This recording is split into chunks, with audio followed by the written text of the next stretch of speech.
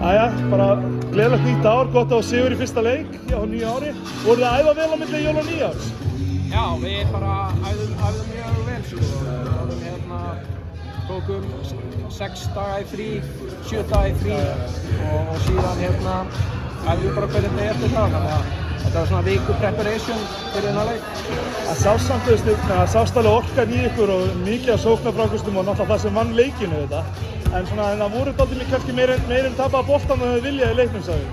Já, mikið af klaufalegum mistökum með boltan sem að líka svona á mómentum þar sem við hefum getað tekið leikinn, þá vorum við að kasta bara leiknum frá okkur. En varnarlega heilt yfir bara ekki góðir og þurfum að vera betri þar. Já, svona 90 sekúndur eftir að leiknum Settle Day fer upp og það bara brotið auðljóslega á honum. Hann er ágætt vítaspyrna skipta, ekki frábær og lætur skipta sér út af middum og Pablo kemur inn á góð vítaskipta. Þetta er svona óþægilega nálægt kannski Chris Eikóks-nótinu á móti Þór Þorlákshöfn, þú veist, hvað heldur að menn segja þetta?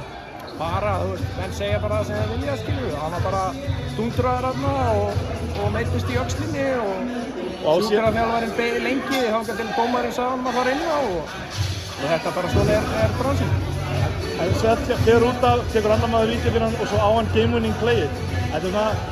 Þetta lítur ekki vel út allavega, en ég skil auðvitað menn meiðast og menn eru auðvitað högnir og svoleiðis.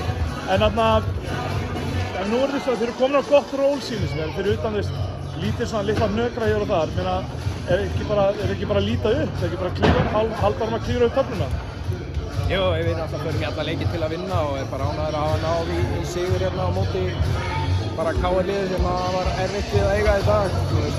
Nýi leikmaður er náttúrulega bara úr hæstu hillu og þú ert góður í körfubolta ef þú ert að spila í lettneska landsliðinu, þannig að hann kemur með mikla stjórn og gæði inn í þeirra lið sem á bara eftir að gera þá betri.